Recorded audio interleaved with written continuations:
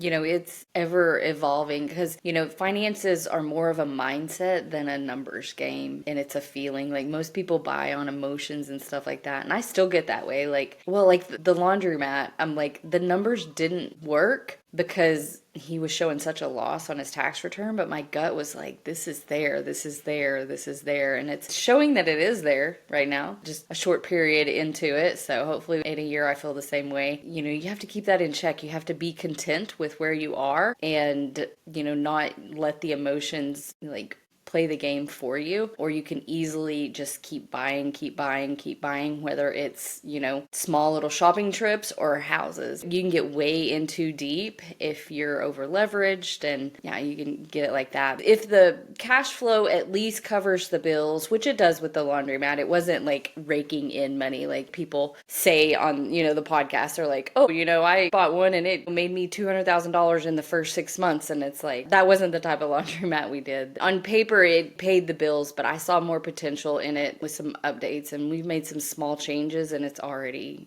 paying out and everything. But for the whole, on the financial mindset and the financial health, and that you just have to look at it analytically and make sure it makes sense and it aligns with your goals. Ask yourself all the time, like, okay, and it may be something as small as, a t-shirt or, something that, like, all that accumulates over time, and you just have to constantly keep asking yourself, does this align with my goals? And, that's what we do. We still have to do that on a daily basis. Even though we went through all of that and paid off our debt, we still have to check in with ourselves. It doesn't mean it's easier now to not spend money. It just means we have the tools to check in with ourselves and not overspend. But we're building so many different kind of businesses right now, with the laundromat, with the bookkeeping business. My husband has a couple side hustles. So it's easy to give into the temptation to just spend to like solve the problems. But we check in with ourselves often, and just have to make smarter decisions. You bring up another good point. Sometimes with real estate investing, if you're getting a property where you're going to do value add, where you're going to make it better,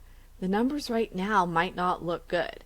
It sounds like that's the case with the laundromat. Yeah. The numbers covered the expenses. It covered the mortgage, it covered, the cleaner, it covered, what is actually there, but it didn't have a lot of cash flow in it. But there were things like the hours were weird, and I couldn't find any good reason why the hours were the way they were. And, just small little things like that. And like, there were absolutely no vending in there. We haven't added the vending in there yet, but just from talking to the people, the little that I have, if we were to add just the option to get dryer sheets and, other things, like, I think it would, really, really pick up. And everybody's so concerned about us raising the prices, and that, like, I have zero intention of raising the prices right now.